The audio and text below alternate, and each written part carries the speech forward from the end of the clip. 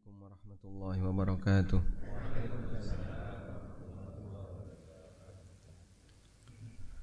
Alhamdulillah wassalatu wassalamu ala Rasulillah wa ala alihi wa sahbihi wa mawalah.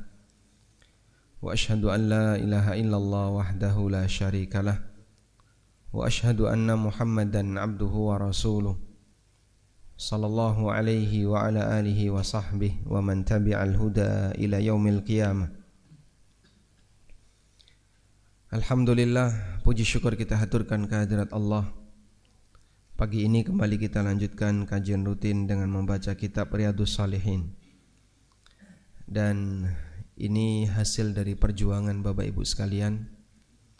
Karena kita kalau bangun tidur dengar suara rintik-rintik hujan aja, semangatnya apa? Tidur lagi. Sehingga sholat jamaah yang paling berat bagi kaum muslimin adalah sholat subuh di kala gerimis. Padahal nggak hujan sebenarnya, cuman gerimis, rintik-rintik. Tapi dengar suara itu aja sudah pingin tidur. Demikianlah godaan syahwat yang besar. Dan alhamdulillah, walaupun mungkin jumlah jamaahnya tidak sebanyak biasanya, mudah-mudahan yang sedikit ini nanti bisa mendapatkan manfaat yang besar. Kita mau belajar, masih melanjutkan tentang memberi nasihat bagi umat. Hadis yang disebutkan oleh An-Nawawi dalam bab ini hanya ada 3. Nah, berikutnya beliau akan, hadis yang pertama sudah kita baca, berikutnya kita baca hadis kedua dan ketiga. Hadis yang kedua, Ats-Tsani an Jarir ibni Abdullah, dari Jarir bin Abdullah radhiyallahu anhu. Qala, beliau bercerita, bay'atu Rasulullah sallallahu alaihi wasallam ala iqamatis shalah wa ita'iz zakah wan nushi likulli muslimin. Aku membaiat Rasulullah sallallahu alaihi wasallam untuk menegakkan salat, menunaikan zakat, dan memberikan yang terbaik bagi sesama muslim. Muttafaqun alaih, hadis riwayat Bukhari Muslim. Nabi SAW membaiat kepada para sahabat. Baiat itu apa sih Pak? Berjanji setia kepada beliau untuk melakukan sesuatu. Baiat berarti janji setia kepada yang dibaiat untuk melakukan sesuatu.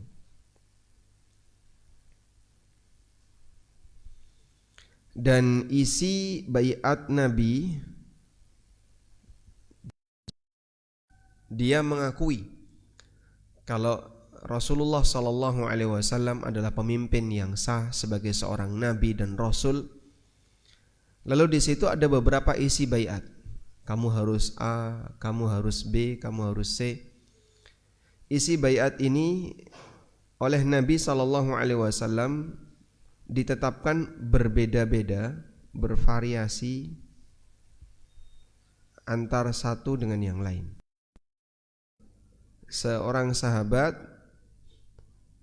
dengan yang lain, sehingga sahabat ini dibaiat untuk melakukan A, sahabat ini dibaiat untuk melakukan B. Beda-beda antara satu dengan yang lain. Kenapa isi baiat itu beda? Ada faktor yang misalnya perlu memberikan penekanan tertentu. Misalnya melakukan pelanggarannya di tempat A, orang ini pelanggarannya di tempat B.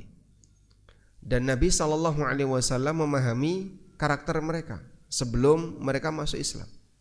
Setelah dapat informasi dari orang tertentu atau laporan dari mereka, sehingga para sahabat diberi baiat dengan tema baiat yang bervariasi.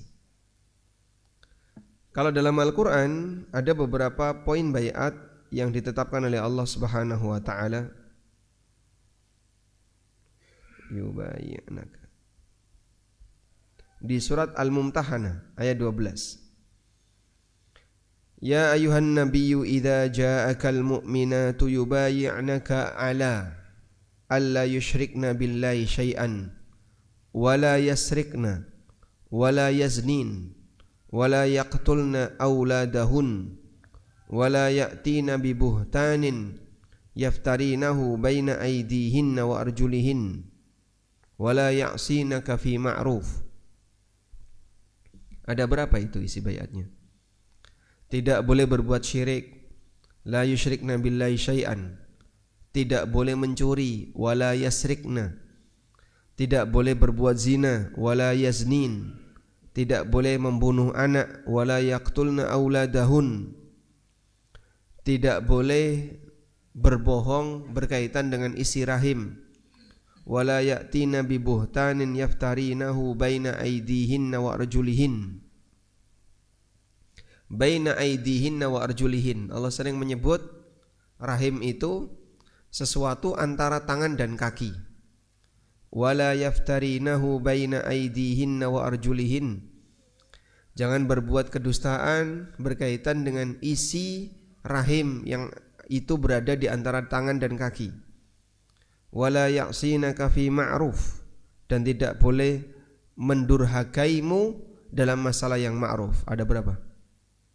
6. Ada 6 isi baiat ini. Lalu Nabi SAW mengatakan, jika ada wanita yang berbaiat kamu untuk 6 ini, Allah berfirman, fabayi'hunna, maka terimalah baiatnya wahai Muhammad, wastaghfir lahunnallah, dan mintakan ampunan untuk mereka kepada Allah. Kemudian ada juga isi baiatnya seperti yang dialami oleh Jarir bin Abdullah, yaitu menegakkan salat, menunaikan zakat, dan memberi nasihat kepada sesama muslim. Dan ada isi baiat yang lain yang cukup aneh. Apa itu? Wa alla yas'alan nasa wa alla yas'alan nasa syai'a. Coba ini.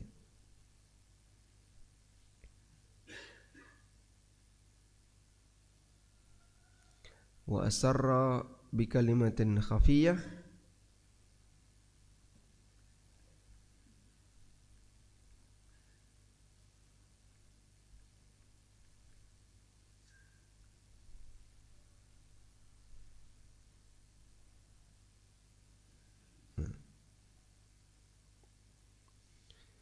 Baik, jadi Nabi SAW ini pernah melakukan baiat ini.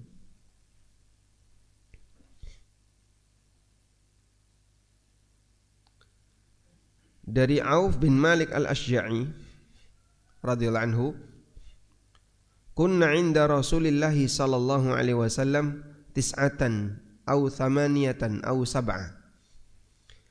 Kami bersembilan atau berdelapan berbaiat kepada Rasulullah sallallahu alaihi wasallam.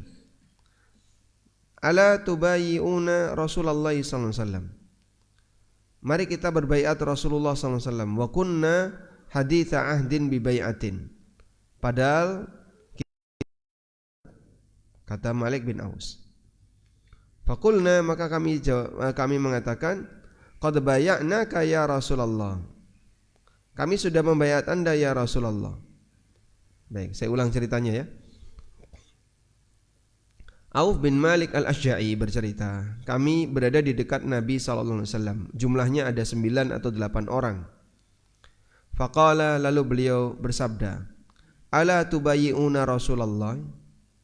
Rasulullah SAW mengatakan, wahai kalian, tidakkah kalian membaiat Rasulullah? Kata Auf bin Malik, padahal kami baru saja membaiat beliau. Faqulna, maka kami jawab, qad bay'naka ya Rasulullah. Kami sudah membaiat Anda ya Rasulullah. Tsumma qala, kemudian Nabi SAW bersabda lagi, ala tubayyi'una Rasulullah. Tidakkah kalian membaiat Rasulullah?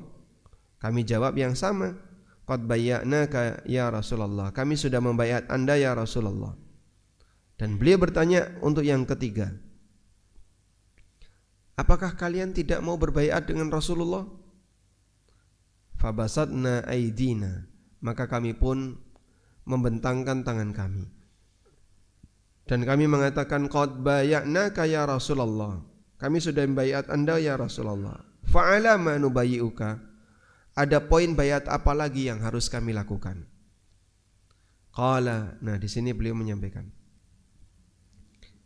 ala an ta'budullaha la tusyriku bi syai'a, berbaiat untuk hanya beribadah kepada Allah, wala tusyriku bi syai'a, dan tidak menyekutukan Allah dengan sesuatu apapun. Was salawatil khams, dan berbaiat untuk salat 5 waktu. Wa tuti'u, dan berbaiat untuk selalu taat. Wa asarra kalimatan khafiyah. Nah, di sini Nabi sallallahu alaihi wasallam menyampaikan sebuah pesan dengan suara pelan. Wa asarra, dan beliau memelankan sebuah kalimat. Wala tas'alun nasa syai'a, jangan minta apapun kepada orang lain. Jangan minta apapun kepada orang lain. Sepanjang hidupnya enggak boleh minta apapun kepada orang lain. Kata Auf bin Malik, falaqad ra'aitu ba'da ulaikan nafar, aku pernah melihat sahabat yang dibaiat Nabi ini sallallahu alaihi wasallam, yasqutu sautu ahadihim, pernah satu ketika pecutnya, cemetinya itu jatuh. Fama yas'alu ahadan yunawiluhu iya, dia berada di atas onta, pecutnya jatuh, di bawah ada orang, dia tidak minta tolong kepada orang yang ada di bawah untuk mengambilkan, tapi dia sendiri yang turun. Fama yas'alu ahadan yunawiluhu iya, dia tidak minta tolong kepada siapapun untuk mengambilkannya, karena dia berkomitmen tidak akan minta kepada Nabi sallallahu alaihi wasallam selamanya. Jadi berat enggak kira-kira ini? Berat ya? Ini kita enggak bakalan sambut gitu. Anda misalnya di rumah, tolong ambilkan ini, tolong ini, tolong. Itu sudah membatalkan baiat, sudah melanggar baiat. Sehingga sebatas minta tolong termasuk pelanggaran isi baiat. Nah, sahabat dulu dibaiat untuk seperti ini. Sehingga ini menunjukkan bagaimana komitmen yang luar biasa yang dimiliki oleh para sahabat Nabi sallallahu alaihi wasallam, sampai mereka sanggup untuk melakukan baiat kepada beliau sallallahu alaihi wasallam dengan poin baiat yang berat. Nah, sekarang poin baiat ini berat enggak kira-kira? Wan nushi likulli muslimin, beliau dibaiat untuk memberikan yang terbaik bagi setiap muslim.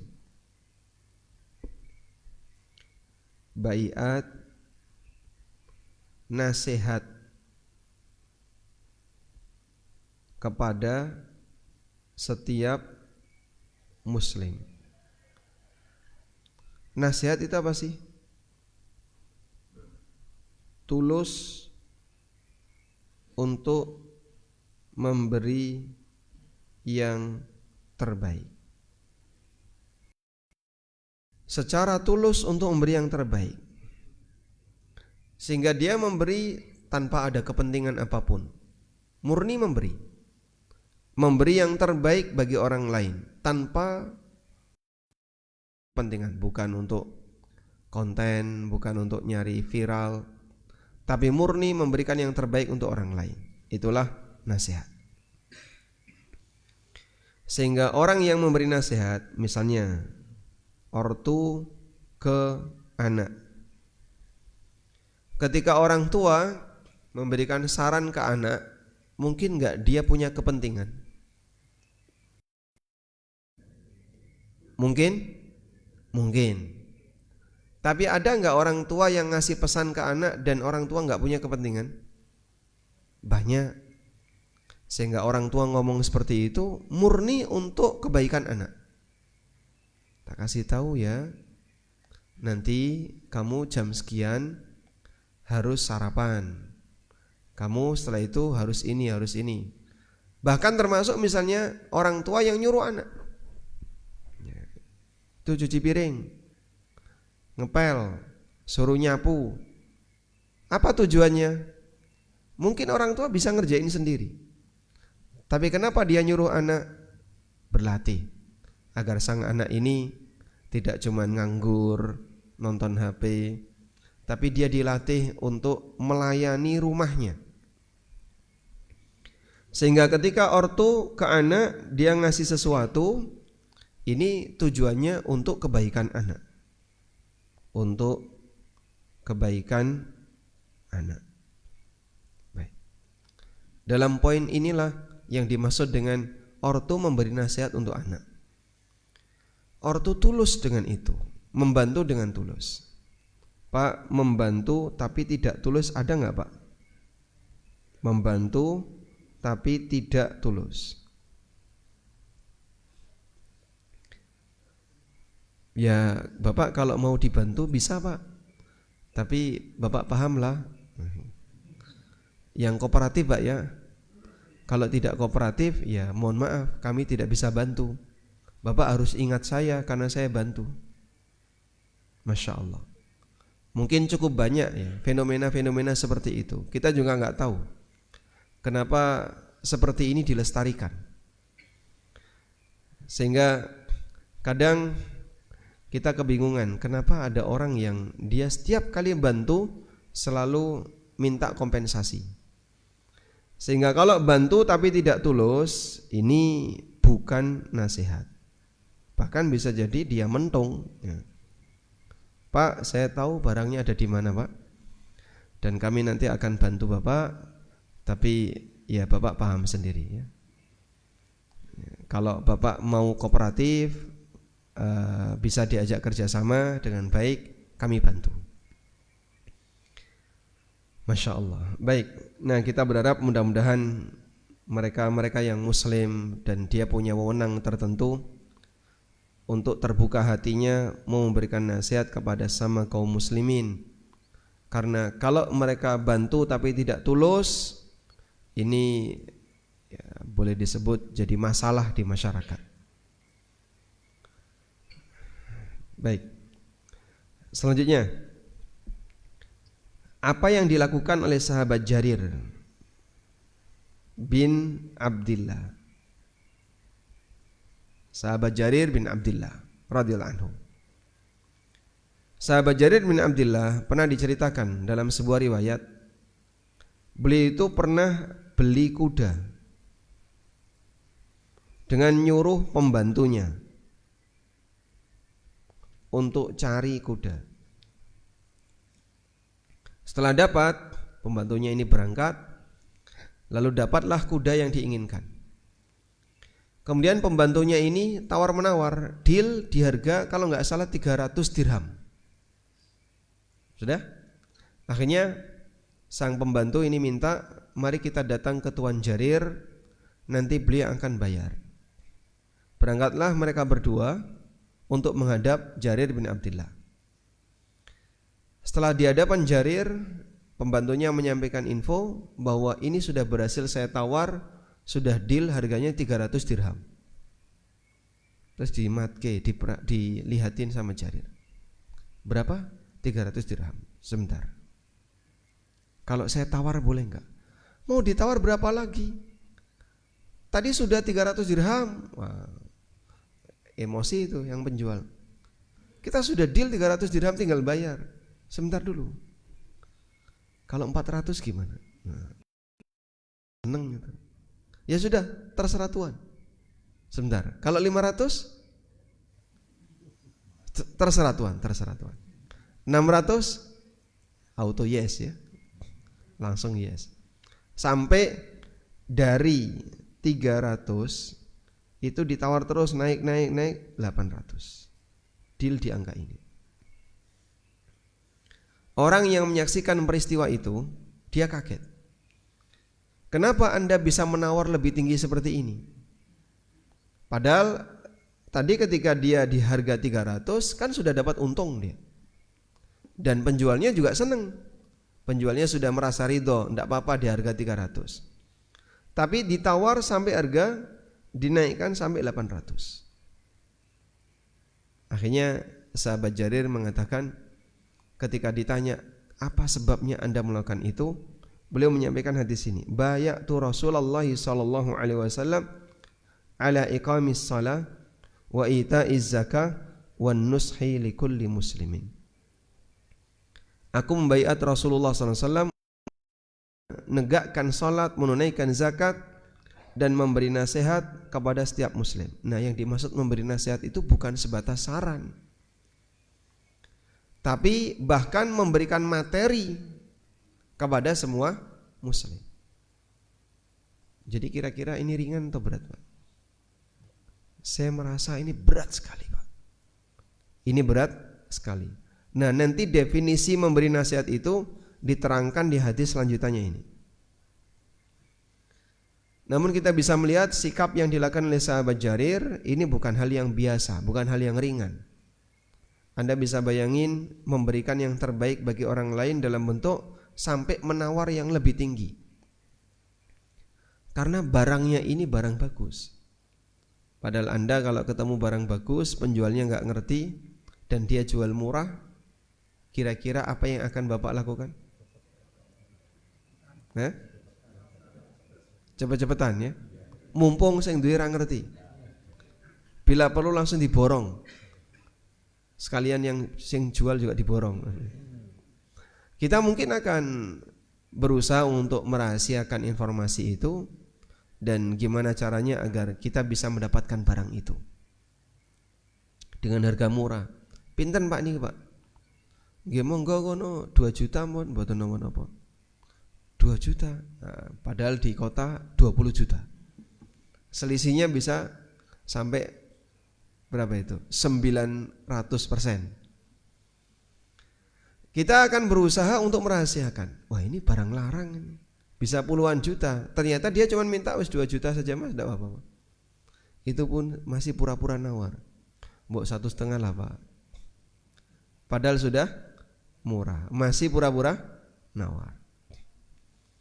Maka dalam hal ini kita belum bersikap yang terbaik bagi orang lain, berarti kita belum memberikan nasihat kepada orang lain. Minimal kalau tidak bisa memberikan yang terbaik, jangan merugikan, itu minimal. Sehingga kalau kita paham, wah ini kalau 2 juta itu kemurahan, kasihan sama orang ini, dinaikin lah. Nah berapa? Di sana itu bisa sampai 15 juta. Ya sudahlah, saya naikin 10 juta, mau enggak dia? Padahal tadi dari 2 juta. Kayaknya berat sekali ya. Padahal kita sudah untung 5 juta itu. Mungkin kita akan merasa berat. Pinten Mbah? 10.000, 15.000. Oh nggih, monggo entuk loro. Padha wae. Kita lanjut yang ketiga, hadis ats-tsalits. Hadis tsalits, hadis yang ketiga, an Anas radhiyallahu anhu. Anin Nabi sallallahu alaihi wasallam.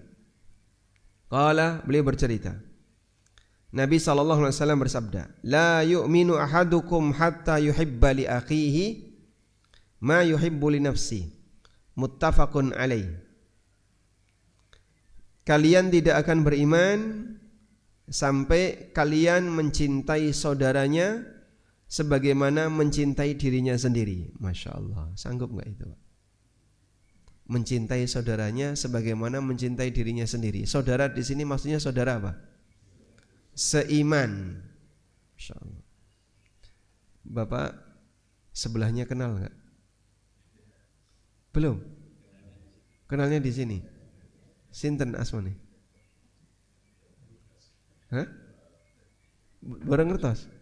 Oh, padahal bolak-balik jejer. Sebelahnya kenal enggak, Pak? Belum salaman, Pak. Salaman. Nah, kenalan, Pak. Masya Allah. Sudah kenal sekarang? Alhamdulillah. Baik. Apakah Bapak berdua saling mencintai? Secara ukhuwah ya. mencintai saudaranya sebagaimana mencintai dirinya sendiri. Berikan barang yang terbaik Bapak untuk beliau. Belum sanggup? Tak kei HP. Tolong kau balik no. Masya Allah. Ada yang menerjemahkan seperti itu, tapi terjemah ini kurang tepat ya. Kalian tidak akan beriman sampai kalian mencintai saudaranya sebagaimana mencintai diri sendiri. Berat itu Pak, tidak sanggup kita. Mencintai, kita tulis di sini ya. Mencintai saudaranya sebagaimana mencintai diri sendiri. Ini kan berat. Namun sebenarnya bukan seperti ini terjemah yang lebih tepat. Yang lebih tepat apa? Mencintai sikap untuk saudaranya sebagaimana kita ingin disikapi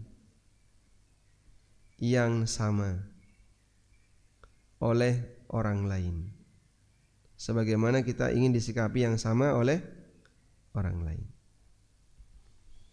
Itulah makna hadis, la yu'minu ahadukum hatta yuhibba li akhihi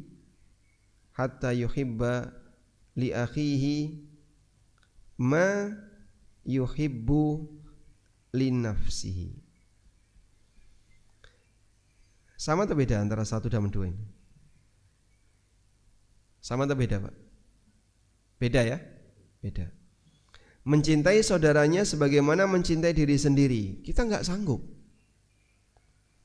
Sehingga Anda ketika memiliki sesuatu dan terbatas, maksudnya, mong duwe siji, aku butuh, kayak wong liya. Tanamkan prinsip bahwasanya kamu lebih mencintai orang lain daripada dirimu sendiri. Gak sanggup ya Pak, mong duwe iki Pak, kayak wong liya. Gak sanggup ya? Gak sanggup. Kita gak bakalan sanggup. Mungkin untuk jenis yang pertama ini, orang tua ke anak. Orang tua lebih mencintai anak daripada dirinya sendiri. Mungkin Pak? Mungkin. Atau suami ke istri. Mungkin? Tidak mungkin. Mungkin ya. Jadi lebih besar mana? Cinta suami ke istri atau istri ke suami? Sama besarnya. Yang benar. Nek duwe terus dikekno, itu biasanya siapa? Suami punya ngasih ke istri atau istri punya ngasih ke suami? Biasanya suami punya ngasih ke istri, istri punya dipek dhewe. Leres? Pak Doso nggih ngoten niku, Pak. Mengasih ke istri balasannya pasti lebih besar dari yang kita kasih. Balasannya lebih besar dari yang kita kasih. Wah, itu mancing ya. Jadi ngasih umpan untuk dapat ikan lebih besar. Jadi kalau ikhlas kepada siapapun akan Masya Allah, Masya Allah. Baik. Jadi kalau mungkin yang pertama itu hanya dilakukan oleh orang tertentu kepada orang tertentu. Misalnya orang tua ke anak. Bahkan kadang orang tua itu ngasih apapun yang dia punya. Wis, iki rumah tak kene awakmu, bapak wis randi popo. Padahal orang tuanya masih hidup. Sampai anak itu dikasih rumah A, dikasih rumah B, bahkan mungkin lebih mewah daripada rumah yang ditempati oleh sang bapak. Punya beberapa kendaraan, itu bapaknya trimo sing paling elek. Mobil iki anak pertama, mobil iki anak kedua, mobil iki anak ketiga. Bapak nih motor pitung. Watak watuk wae motore. Wes bapak kodanan rapopo, sing penting anak era kodanan. Banyak kayak gitu Pak ya. Masanya. Makanya cinta orang tua kepada anak sepanjang jalan. Cinta anak kepada orang tua sepanjang galar. Tahu galar? Hah? Genter. Nah. Baik. Nah, kalau sesama muslim yang lain yang tidak ada hubungan keluarga, mungkin berat.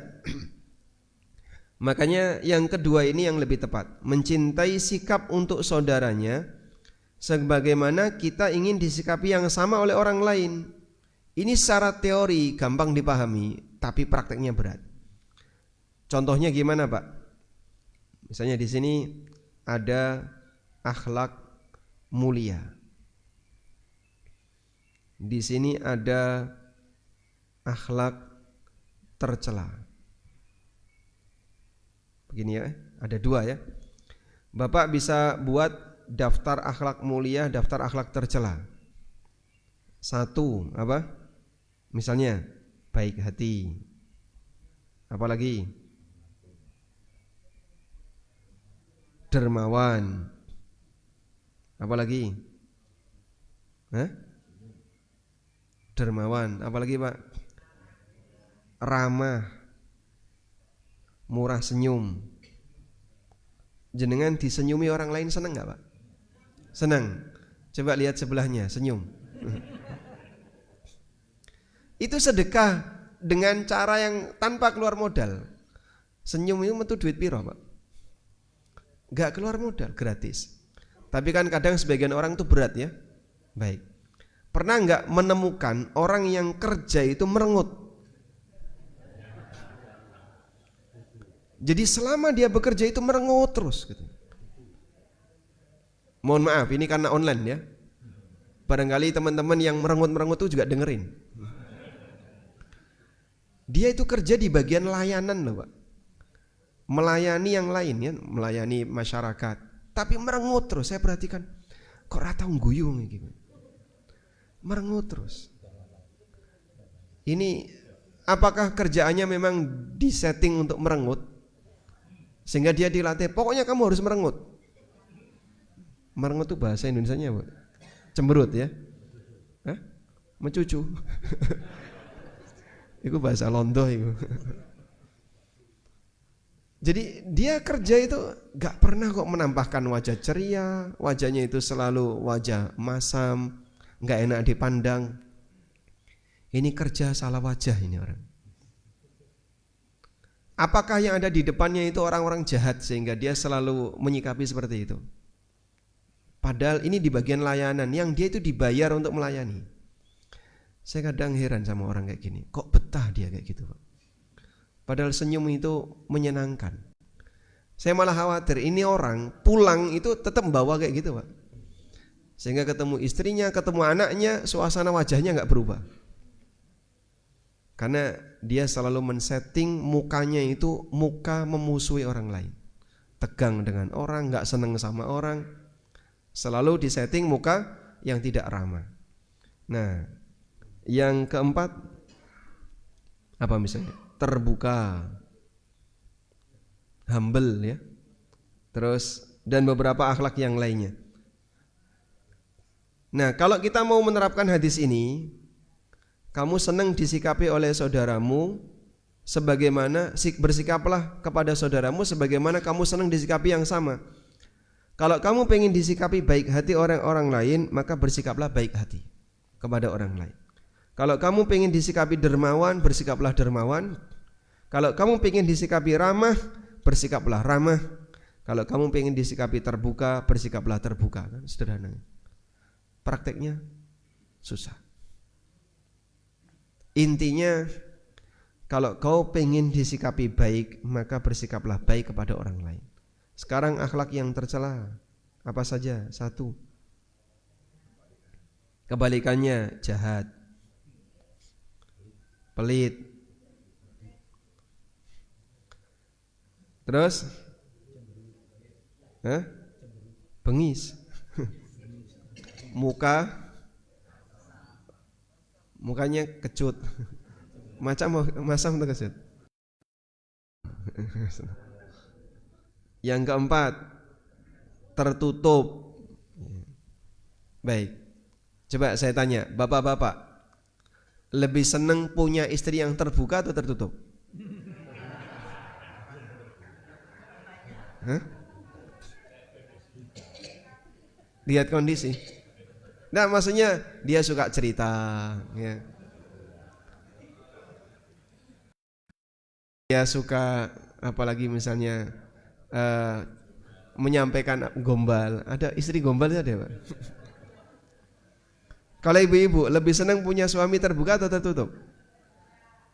Terbuka. Nanti raklamben terus nek jawab. Tayyib. Jadi terkadang kita sama orang lain tuh terlalu tertutup. Saya melihat beberapa budaya di perumahan misalnya ya. Dengan tetangga sebelah saja itu nggak kenal. Ya alhamdulillah kalau di Jogja masih bisa dikondisikan. Meskipun ada beberapa kasus yang dia itu nggak punya tetangga, gerbangnya itu tutup terus. Pernah nggak Pak nemu kayak gitu Pak? Di Jogja masih ada ya? Ada. Walhamdulillah budaya kita nggak mengajarkan itu. Itu muncul berangkat dari orang yang terlalu individu. Dan biasanya dia yang merasa kaya, sudah mencukupi dirinya sendiri, merasa bisa, nggak butuh yang lain, tutup omai daripada yang lain ganggu. Seolah-olah tetangganya itu pengganggu. Nggak pengen dilihat oleh orang lain, nggak pengen dilihat oleh tetangga, duwe acara apapun tutup. Gerbangnya tinggi. Nah, model seperti ini termasuk di antara akhlak yang kurang baik. Nah, jadinya kita bisa ngukur. Kalau kamu tidak mau disikapi jahat oleh orang lain, jangan bersikap jahat oleh orang lain. Kalau kamu tidak ingin disikapi muka seram oleh orang lain, jangan bermuka seram kepada orang lain. Kalau kamu tidak ingin disikapi pelit, jangan bersikap pelit kepada orang lain. Jadilah orang yang berimbang ketika menyikapi orang lain. Anda sopan, kami segan. Anda segan, kami pulang. Berimbang antara kita ingin disikapi apa dengan menyikapi orang lain. Inilah yang dimaksud hatta yuhibba li akhihi ma yuhibbu li nafsi. Sampai dia senang disikapi oleh orang lain sebagaimana dia senang disikapi yang sama oleh orang lain. Dia senang menyikapi orang lain sebagaimana dia ingin disikapi yang sama. Baik, sekarang contoh ya. Dalam masalah muamalah seperti ini banyak sekali. Transaksi dengan B. Begini Pak. Saat A beli sesuatu, lalu dia membayar, B memberikan kembalian. Ternyata saat dia memberikan kembalian, kelebihan. Ya, kelebihan. Sudah? Langsung masuk saku. Pulang. Anda sampai rumah baru sadar, buka kan ada kwitansinya itu. Loh kok kelebihan? Kira-kira balik atau alhamdulillah wis rezeki nih. Hah? Balik atau wis rezeki nih? Hah? Alhamdulillah. Mungkin masih banyak orang yang mau balik. Kita akan balik. Baik. Orang membeli barang misalnya, barang mobil. Nah, lalu setelah dia bawa pulang, di mobil itu nemu barang berharga. Lapor atau diam? Hah? Harusnya lapor, sampaikan. Pak, di mobil Bapak kok ada cincin emas ya Pak? Ini punya siapa Pak? Oh iya Mas, mohon maaf. Itu punya anak saya, kemarin dilepas di situ, kembalikan. Atau kita diam saja. Mungkin ada orang yang alhamdulillah menengai. Anggap saja ini bonus. Nah, dan ada banyak kasus di mana orang tidak terbuka seperti itu. Sehingga terkadang dia merasa ini keuntungan tambahan bagi saya, dia tidak akan cerita kepada yang lain. Keuntungan-keuntungan tambahan itu bisa jadi lebih besar daripada keuntungan awalnya. Ada sebuah kisah. Udah pernah dapat ceritanya belum? Hah? Kisahnya apa? Ada A sama B ya, sebutlah A sama B. Ini jual beli lahan, jual beli tanah. A sebagai penjual, B ini sebagai pembeli. Nah, saat mereka bertransaksi jual beli tanah A dan B ini, setelah dibayar, B menemukan di dalam tanah ini ada emas. Jadi saat digarap sama B, si pembeli, digali, ternyata nemu emas.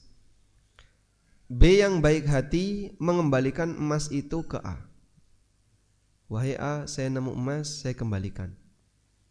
A yang baik hati bilang, loh ini sudah jadi tanahmu, yaitu milik kamu. Baik, kira-kira kalau kita sebagai A, apa yang akan Anda lakukan?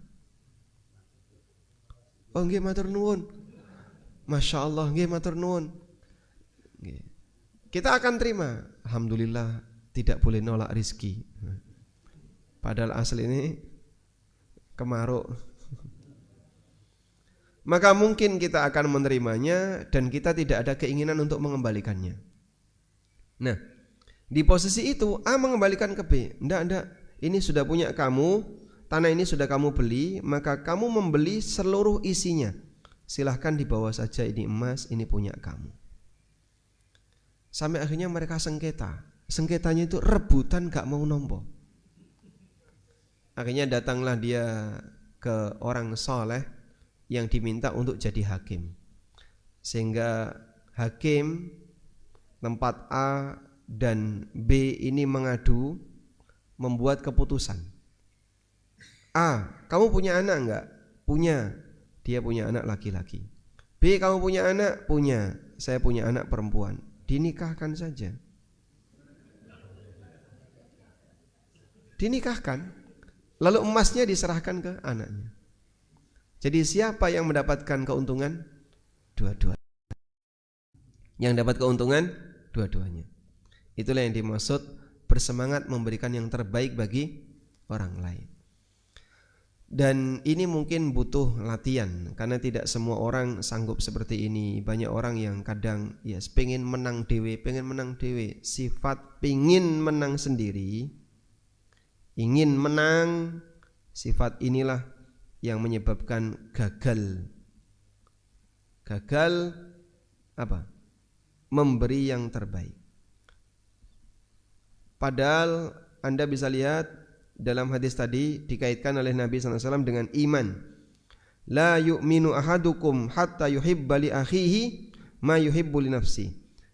Kalian tidak akan beriman sampai kalian senang untuk menyikapi orang lain sebagaimana kalian senang disikapi yang sama.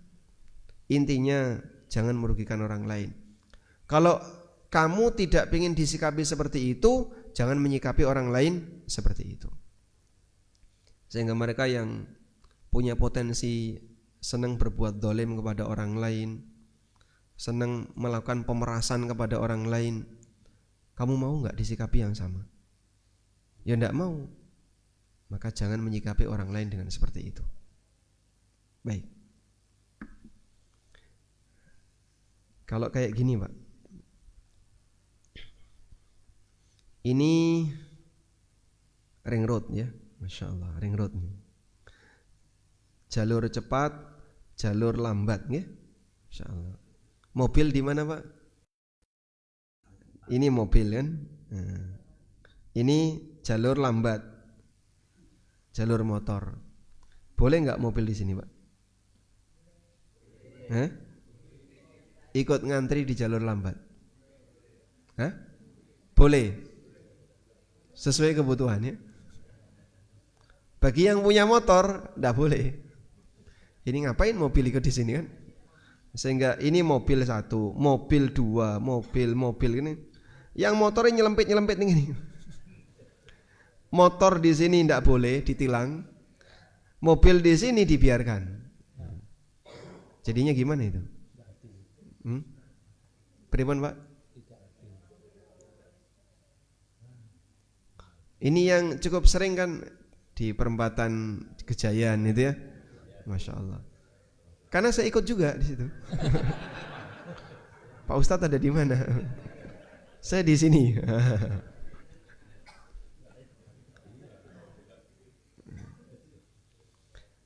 Cuman rata-rata mobil kemarin tuh sempat, ini tuh kosong, Pak. Saya pernah lewat yang di sini ya, yang jalur sebelahnya. Di sini kosong. Ini padat. Kecelik semua. Jadi pada masuk ke jalur lambat. Ini kosong. Karena kan jalannya belok jadi nggak kelihatan. Jadi enaknya gimana kalau kasus seperti ini? Hah? Gimana? Jika kamu tidak ingin diserobot antrian, maka jangan nyerobot antrian. Berlaku nggak itu? Nggak berlaku? Nggak berlaku ya? Karena nggak berlaku ya kita tinggalkan saja. Wallahu alam. Baik, mungkin itu. Semoga kita bisa berlatih untuk jadi orang yang punya akhlak yang baik, tahap demi tahap, memberikan yang terbaik kepada sesama, sebagaimana kita ingin disikapi yang sama. Wassallallahu ala nabiyyina Muhammadin wa ala alihi wa sahbihi wasallam. Ada yang mau disampaikan? Silakan. Tidak ada? Monggo silakan, Pak.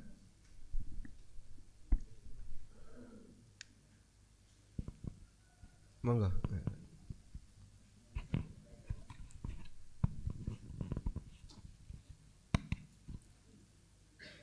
Assalamualaikum warahmatullahi wabarakatuh. Waalaikumsalam warahmatullahi wabarakatuh. Dalam setiap hamba dalam permohonan dan berdoa itu selalu tidak lupa menyertakan rahmat dan barokah. Itu satu kesamaan atau kedudukannya berbeda. Karena yang saya tahu semua itu baik, tidak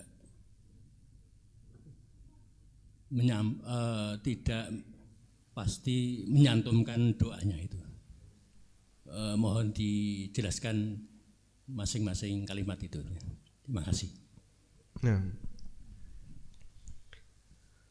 meminta kepada Allah kebaikan dengan ragam kebaikan yang banyak sah-sah saja, hukumnya boleh dan bahkan sangat ditekankan.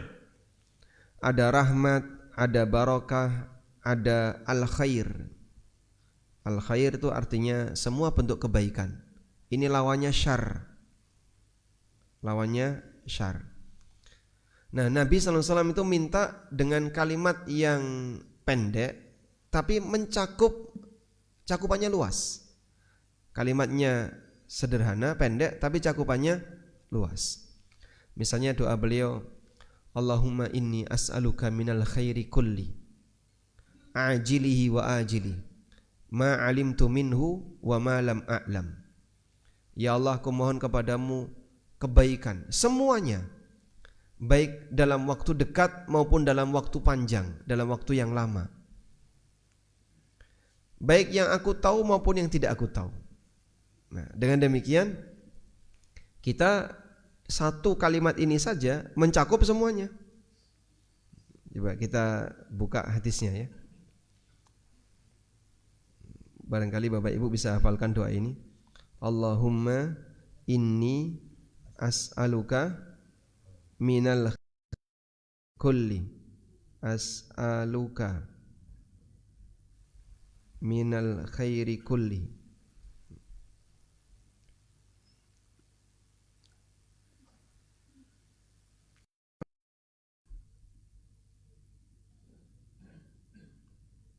Nah ini bisa dijelasin ya. Allahumma inni, kelihatan Pak? Kelihatan ya? Bisa baca ya?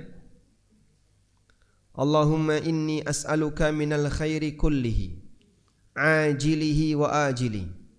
Ya Allah, aku minta kepadamu minal khairi, kebaikan, kullihi, semuanya, ajilihi, baik yang segera dalam waktu dekat, wa ajilihi, maupun yang tertunda, ma alimtu minhu wa ma lam a'lam, baik yang aku tahu maupun yang tidak aku tahu, wa a'udzubika minasyarri kulli, ajilihi wa ajilihi, ma alimtu minhu wa ma lam a'lam, dan aku berlindung kepadamu dari semua keburukan yang aku tahu maupun yang tidak aku tahu, dalam waktu dekat maupun dalam waktu yang panjang.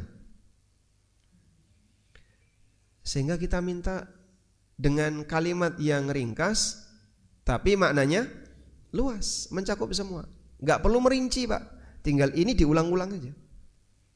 Kalau terlalu rinci mungkin ada yang kejajar ya. Minta rahmat, minta barokah, minta maunah, minta hidayah, minta solehah. Kalau merinci seperti itu mungkin ada yang kejajar.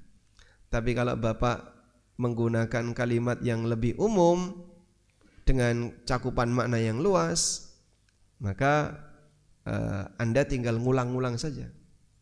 Nah, salah satu doa yang bagus doa ini.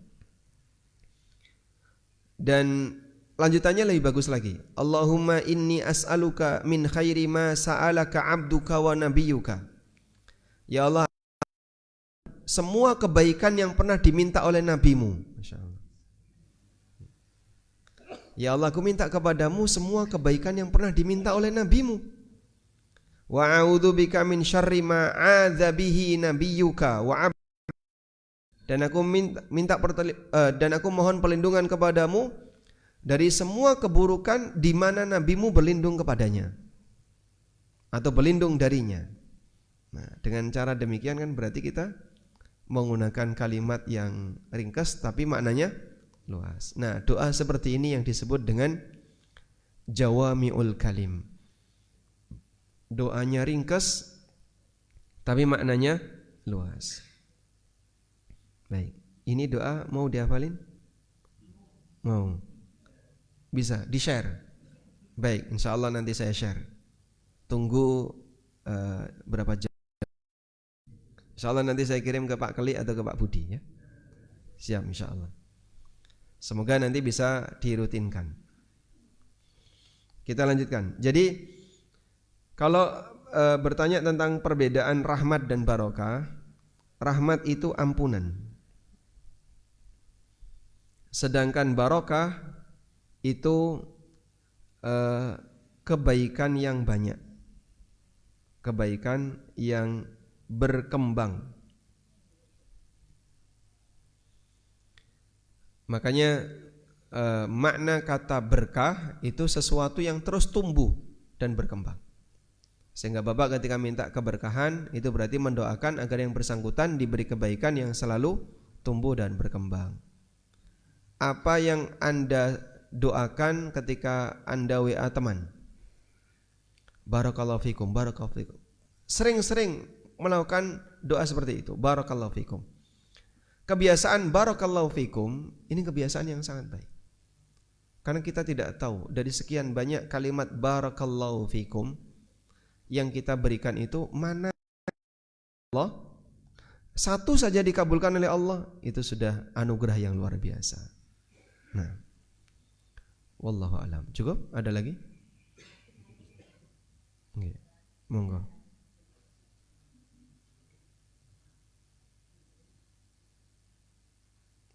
Enggak jadi? Oh. Assalamualaikum warahmatullahi wabarakatuh. Waalaikumsalam. Ustadz, mengenai baiat. Mikrofonnya satu lagi ke depan. Sudah? Silakan. Ya, mengenai hal baiat. Jadi ini mungkin ada sebagian untuk masyarakat itu pemahaman kami itu baiat itu ada yang membaiatkan diri kepada Nyun Sewu Pak Kiai gitu ya.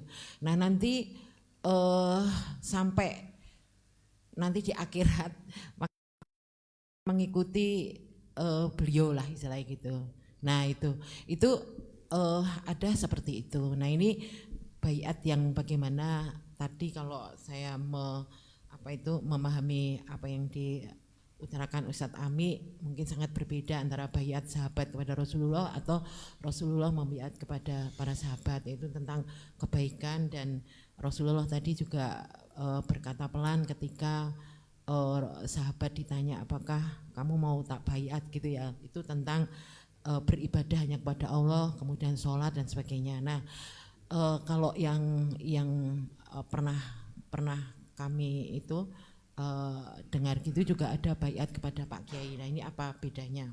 Kemudian yang kedua terakhir nih ya Ustadz, ini tadi kalau kamu mau disikapi dengan orang lain, misalnya kamu kalau pengen diramahin ya kamu akan ramah dan sebagainya. Kalau menurut saya apapun yang akan kita dapatkan kepada orang lain ya hanya kita kepada Allah aja. Misalnya kita udah berusaha untuk ramah tapi orang lain bersikap tidak ramah. Kemudian kita mau dermawan ya hanya kepada Allah aja kita dermawan. Tapi orang lain mau membakili kita juga nggak masalah. Menurut saya seperti itu. Jadi apakah kita akan berharap seperti itu gitu loh? Maksudnya kok kayak terbatas banget gitu loh pemahaman saya. Baik, gitu Ustadz. Terima kasih. Assalamualaikum warahmatullahi wabarakatuh. Waalaikumsalam warahmatullahi wabarakatuh. Baik, alhamdulillah. Nanti jadi tambahan penjelasannya. Pertama berkaitan dengan masalah baiat. Bisa dilihat ini. Jadi kepada siapa kita harus berbaiat? Kata kuncinya kita hanya boleh berbaiat kepada yang berhak. Kalau tidak berhak, ya kamu jangan baiat sama dia. Nah sekarang, yang pertama berbaiat kepada pemimpin urusan dunia, seperti presiden atau gubernur atau siapa lagi, bupati. Selama mereka adalah pemimpin yang terpilih secara legal dengan metode apapun yang ada di masing-masing pemerintahan. Ya, kalau di Jogja kan gubernur tidak pernah ada pemilihan. Ada orang luar Jogja itu tanya saya, betul katanya di Jogja nggak ada pemilihan kepala daerah. Kalau bupati ada, kalau gubernur nggak ada. Gubernur kami, gubernur yang dia menjabat seumur hidup, enak ya, dia bilang senang. Jadi sebenarnya orang itu sudah pusing dengan pemilu. Banyak orang yang dia golput tapi diam-diam ya. Kayak misalnya pemilihan bupati kan, loeh misalnya. Nyoblos ra nyoblos ya sing dadi mung iku. Kadang kan kayak gitu, Pak. Masyarakat kita menjalani fase demokrasi ini kan baru beberapa tahun. Tapi karena mungkin sering dikhianati barangkali ya, akhirnya mereka sendiri sudah merasa bosan. Baik, cuman kita punya prinsip, siapapun yang terpilih secara legal sah, maka kita akui dia sebagai pemimpin. Nah, membaiat pemimpin urusan dunia itu maksudnya mengakui yang bersangkutan sebagai pemimpin yang sah. Yang kedua ada pemimpin urusan agama. Contohnya Walid misalnya ya. Contohnya Walid nih Pak. Tahu Walid Pak? Yang sempat viral dulu Pak. Misalnya pemimpin sekte tertentu atau pemimpin apa namanya kelompok-kelompok agama tertentu, torikot tertentu. Nah, yang seperti ini tidak boleh, karena kita nggak boleh taklid. Sehingga kenapa tidak boleh berbaiat pada kiai? Kalau kiainya jadi presiden boleh, kalau kiainya jadi bupati silahkan. Tapi kalau kiai sebagai kiai ini dilarang, karena dilarang taklid dalam masalah agama. Sehingga bapak ibu baiat saya nggak mau, nggak boleh. Saya bukan nabi. Hanya satu pemimpin urusan agama kita boleh baiat, nabi. Selain itu tidak boleh. Karena kita tidak boleh taklid dalam urusan agama. Insya Allah paham ini? Baik, langsung saya berpindah ke yang kedua. Pertanyaan yang kedua tadi berkaitan dengan sebenarnya saya bukan menceritakan tentang bagaimana membangun motivasi beramal, tapi definisi ini adalah menjelaskan tentang standar akhlak yang mau kita berikan ke orang lain. Bukan masalah motivasi ya. Bukan motivasinya berbuat baiklah kamu kepada orang lain agar kamu diberi balasan seperti itu. Kalau itu berarti bicara motivasi. Tapi berbuat baiklah kepada orang lain sebagaimana kamu ingin disikapi yang sama. Jadi standar akhlak yang kita berikan kepada orang lain adalah kamu pengen disikapi apa? Oh seperti ini, berikan ke orang lain seperti itu.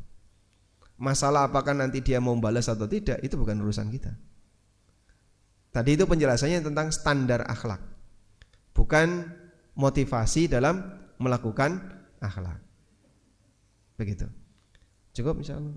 Atau Pak Nurul yang terakhir? Enggak jadi. Oh, enggak jadi, Masya Allah.